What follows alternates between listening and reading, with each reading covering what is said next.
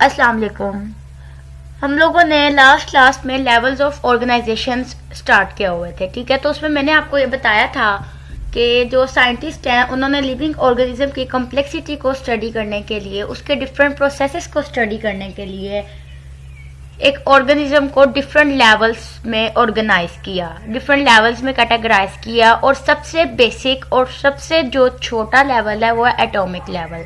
और इसकी डिटेल मैं आपको लास्ट क्लास में बता चुकी हूँ कि एटम होता है और उसके अंदर कुछ फंडामेंटल पार्टिकल्स होते हैं, ठीक है, जिन्हें हम सब एटॉमिक पार्टिकल्स कहते हैं, जो उस एटम का मेजरली मेकअप बनाते हैं, ठीक है।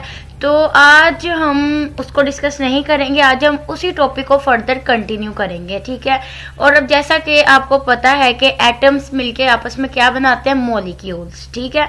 अभी हम सिंपल बेसिक लाइफ की तरफ है, ठीक है, कि एटम सबसे बेसिक लेवल है, तो हमने एटम से इसको स्टार्ट किया, ठीक है। आहिस्ता आहिस्ता हम पूरे एक इंडिविजुअल की बात करेंगे, कि फिर हम बात करेंगे कि उसमें ये सिस्टम, ये बहुत दूर की बात है, ठीक है। तो अभी हम सिर्फ बेसिक लेवल्स की बात कर लेते हैं। तो मैंने आपको जैसा कि बताया एटम का मैंने आपको बता दिया कि स्मॉलेस्ट पार्टिकल है किसी भी एलिमेंट का जिसके अंदर उस एलिमेंट की सारी प्रॉपर्टीज रिटेन है। For example hydrogen, carbon, nitrogen and oxygen, ये मैं बहुत डिटेल्ड स्टडी कर चुके हैं हम लोग, ठीक है। नेक्स्ट हम बात कर लेते हैं कि जो एटम्स हैं अब वो आपस में मिलके मॉलिक्यूल्स बनाते हैं, ठीक है। वो मॉलिक्यूल्स छोटे भी हो सकते हैं, बड़े भी हो सकते हैं, छोटे माइक्रो मॉलिक्यूल्स और बड़े मैक्रो मॉलिक्यूल्स, ठीक है। तो मॉलिक्यूल्स का मतलब क्या है? अब एटम है ना, मैंने आपको बताया कि हाइड्रोजन है, कार्बन है, नाइट्रोजन है या ऑक्सीजन है। तो फॉर एग्जांपल अभी एटम्स कौन सा आपस में रिएक्ट नहीं कर सकते, बिल्कुल रिएक्ट कर सकते हैं। तो हाइड्रोजन और ऑक्सीजन आपस में मिलकर क्या बना देते हैं, वाटर। अब वाटर में हाइड्रोजन भी है और ऑक्सीजन भी है, एक से ज्यादा एटम आ गए।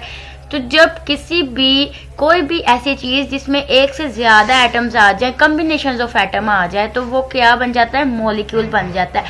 ये बात की बहस है कि वो एटम सेम है या डिफरेंट है। अगर वो एटम्स सेम होंगे, फॉर एग्जांपल दो हाइड्रोजन के एटम्स हैं H2 is also a molecule, is also a single molecule, और इसमें टू सेम एटम्स हैं, ठीक है, हाइड्रोजन के ही हैं दोनों। तो H2 भी क्या मॉलिक्यूल है, क्यों? क्योंकि इसमें एक से ज्यादा, जब तक सिर्फ हाइड्रोजन था वो क्या था, एटम, लेकिन अब H2 हो गया, मतलब दो हाइड्रोजन हो गए, तो ये क्या बन जाएगा, मॉलिक्यूल। अब ये जो एटम्स हैं ये सेम भी हो सकते हैं और डिफरेंट भी हो सकते हैं। फॉर एग्जांपल HCl, इसमें हाइड्रोजन है और क्लोरीन है, तो क्या ये मॉलिक्यूल नहीं होगा? डेफिनेटली ये भी एक मॉलिक्यूल है, लेकिन ये हेट्रो मॉलिक्यूल है क्योंकि इसमें टू डिफरेंट एटम्स हैं।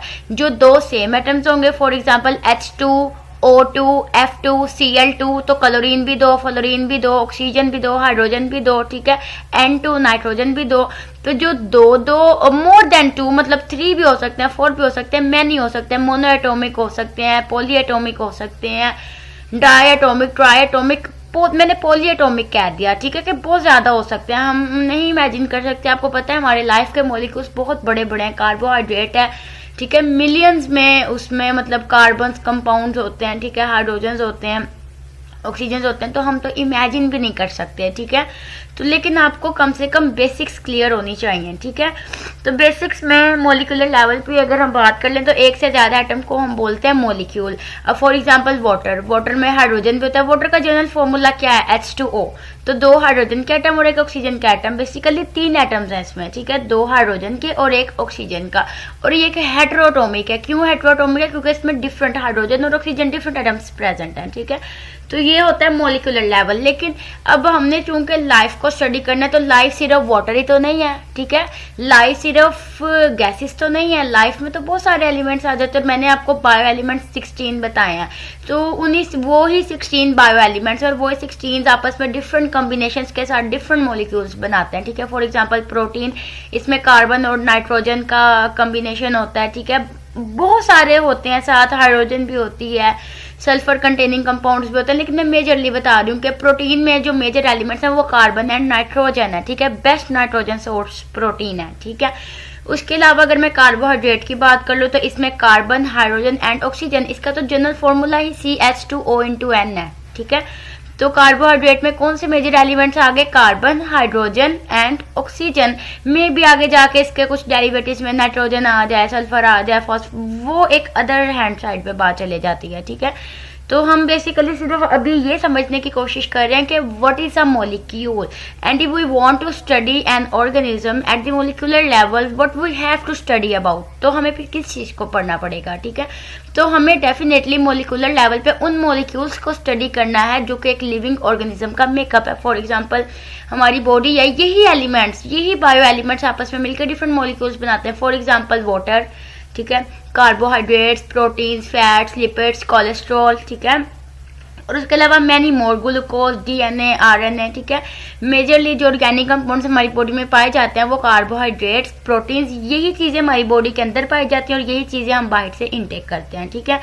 आप रोटी खाते हो, रोटी क्या है, कार्बोहाइड्रेट है। कार्बोहाइड्रेट को अगर आप बिल्कुल सिंपलेस्ट फॉर्म पे बात कर लो तो वो क्या, ग्लूकोज मोनोमर्स हैं, ठीक है, ग्लूकोज के सब यूनिट्स हैं, ग्लूकोज यूनिट्स हैं, ठीक है। अब आप एक ग्लूकोज को अगर स्टडी करो, उसके स्ट्रक्चर को देखो, उसकी कंपोजिशन को देखो, तो उसमें कार्बन, हाइड्रोजन और ऑक्सीजन पाए जाते हैं। तो आ गए ना एटम्स उसमें, तो वो एटम्स आपस में जब बहुत सारे कार्बन मिलेंगे, 6 कार्बन मिलेंगे, ठीक है, C6H12O6, ये इसका ग्लूकोज का फॉर्मूला है, ठीक है। तो जब 12 हाइड्रोजन होंगे और देन 6 ऑक्सीजन उसमें आ जाएंगी तो वो क्या बन जाएगा, एक ग्लूकोज का मॉलिक्यूल बन जाएगा, बिकॉज मोर देन 2 एटम्स उसमें इन्वॉल्व्ड हैं। 6 कार्बन के, 6 ऑक्सीजन के, 12 और 12 हाइड्रोजन के, मतलब 24 एटम्स इसमें इन्वॉल्व्ड है एक ग्लूकोज के मॉलिक्यूल में।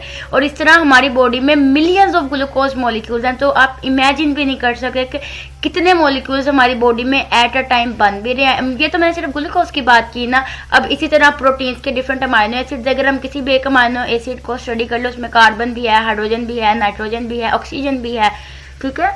तो मिलियंस ऑफ मॉलिक्यूल्स हमारी बॉडी में, मतलब हमारी बॉडी में कौन सा एक ग्लूकोज है, एक अमाइनो एसिड है और एक ही फैट है, नो।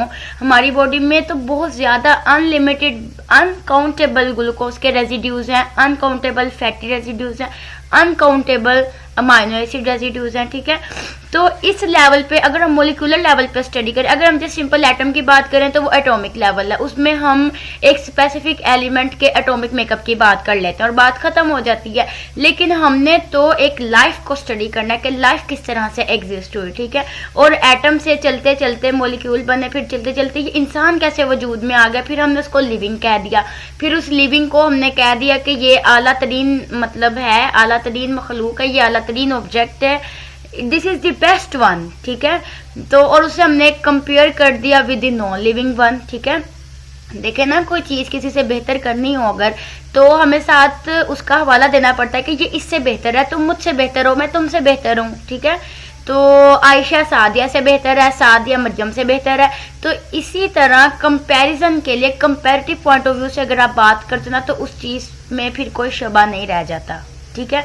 तो हम बात कर रहे थे मोलिकुलर लेवल की। तो मोलिकुलर लेवल, अब मेरे ख्याल से इसकी जनरल और बेसिक डेफिनेशन आपको क्लियर हो जानी चाहिए कि जो मोलिक्यूल्स हैं वो कॉम्बिनेशन ऑफ एटम्स है, वाटर, ग्लूकोज, डीएनए, ये सारे क्या है, मोलिक्यूल्स, और इनमें डिफरेंट एटम्स पाए जाते हैं, ठीक है। अब अगर आप डीएनए को देख लें, डीएनए में राइबोस शुगर होती है, ठीक है, फॉस्फेट ग्रुप होता है उसकी बैकबोन में, और एक न्यूक्लियोटाइड बेस होती है। तो ये मैंने जो 3 चीज़ों के नाम लिए, आप किसी का भी स्ट्रक्चर उठा के देख लें, केमिकल कंपोजिशन उठा के देख लें, उसमें आपको डिफरेंट मिलियंस ऑफ एटम्स ही मिलेंगे, ठीक है। राइबोस शुगर की बात कर लें, राइबोस शुगर होती है 5 कार्बन शुगर, ठीक है। तो अगर आप राइबोस शुगर की बात कर लें, उसमें कार्बन है, उसका स्ट्रक्चर अगर मैं आपको बताऊं, या वो हम आगे इंशाल्लाह उसका स्ट्रक्चर भी देखेंगे, ठीक है। तो तब मैं आपको रिमाइंड करवाऊंगी कि ये राइबोस शुगर है, इसका स्ट्रक्चर देखें, इसमें कार्बन है, ऑक्सीजन है, ठीक है, हाइड्रोजन है। बेसिकली कोई भी मॉलिक्यूल है, उसके पीछे बैकग्राउंड में उसकी बेस क्या है, atoms, atoms of different elements, ठीक है। एटम्स ऑफ डिफरेंट और सेम एलिमेंट्स, वो एलिमेंट्स सेम भी हो सकते हैं, वो एलिमेंट्स डिफरेंट भी हो सकते हैं, ठीक है। तो ऑर्गेनिज्म को मोलिकुलर लेवल पर स्टडी करना is called molecular biology and also the level of molecules, ठीक है। In level of organisation it is a molecular level, ठीक है। उसके अलावा अब डिफरेंट मोलिक्यूल्स हमारी बॉडी में बन भी रहे हैं और टूट भी रहे हैं, ठीक है। मेटाबॉलिज्म हो रहा है ना, हम लोग ह्यूमन बींग्स हैं, हमारे अंदर रिएक्शंस हो रहे हैं, मेटाबॉलिज्म चल रहा है। और मेटाबॉलिज्म बेसिकली 2 टाइप्स का होता है, एनाबॉलिज्म एंड कैटाबॉलिज्म।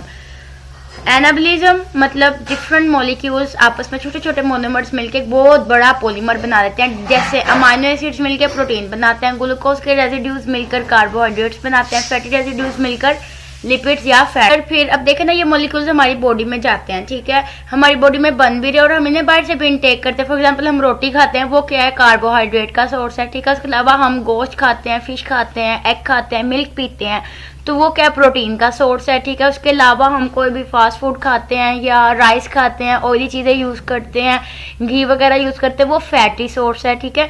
तो हम क्या करते हैं, देखें हम मॉलिक्यूल्स अपनी बॉडी को क्यों देते हैं, क्योंकि ये एनर्जी रिच कंपाउंड्स होते हैं, ठीक है। कार्बोहाइड्रेट्स और फैट सबसे ज़्यादा एनर्जी रिच मतलब कंपाउंड्स हैं, ठीक है। और उसके अलावा हमें थोड़ी सी अमाउंट में ये वाइटामिन्स और मिनरल्स और ये प्रोटीन सप्लीमेंट्स वगैरह भी एनर्जी प्रोवाइड करते हैं। तो ये एनर्जी हम लोग क्यों लेते हैं, प्रॉपर फंक्शनिंग के लिए। तो हमारी बॉडी फंक्शनिंग किस तरह से करती है, देखिए हमारी बॉडी में डिफरेंट सेल्स हैं, ठीक है। तो हर सेल को काम करने के लिए एनर्जी चाहिए, ठीक है। तो वो एनर्जी फिर हम कहाँ से लेते हैं, वो एनर्जी हम अपनी डाइट से लेते हैं, ठीक है, डाइटरी सोर्सेज से लेते हैं। अब मैंने फॉर एग्जांपल रोटी खाई, कार्बोहाइड्रेट लिया, ठीक है।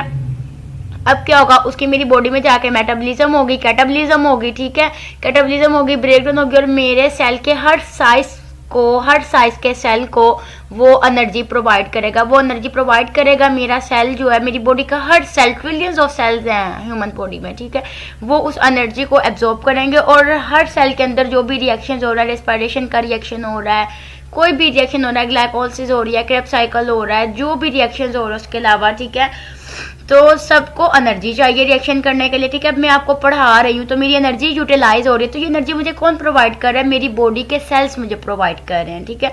और मेरी बॉडी के सेल्स मुझे वो एनर्जी कैसे प्रोवाइड कर सकते हैं, जब उनके पास एनर्जी होगी, वो एनर्जी बनाने के काबिल होंगे। और वो एनर्जी बनाने के काबिल किस तरह हुए हैं कि जो मैंने डाइट ली है, मैंने उन्हें मोटिवेट किया है, कुछ एनर्जी मैंने उनको दी है, फिर उन्होंने उस एनर्जी को फर्दर यूटिलाइज किया, अपने रिएक्शंस फुलफिल किए हैं और मुझे इस काबिल बनाया कि मैं ऐसे अपने हैंड मूव्स कर रही हूँ, अपना माउथ मूव कर रही हूँ और एक प्रॉपर वे में लेक्चर डिलीवर करने की कोशिश कर रही हूँ, ठीक है। तो हमारी बॉडी में जो रिएक्शंस हो रहे हैं वो यही हो रहे हैं कि डिफरेंट मॉलिक्यूल्स बन रहे हैं और टूट रहे हैं, और उनके बनने और टूटने का सिर्फ एक ही पर्पस है, टू प्रोवाइड एनर्जी।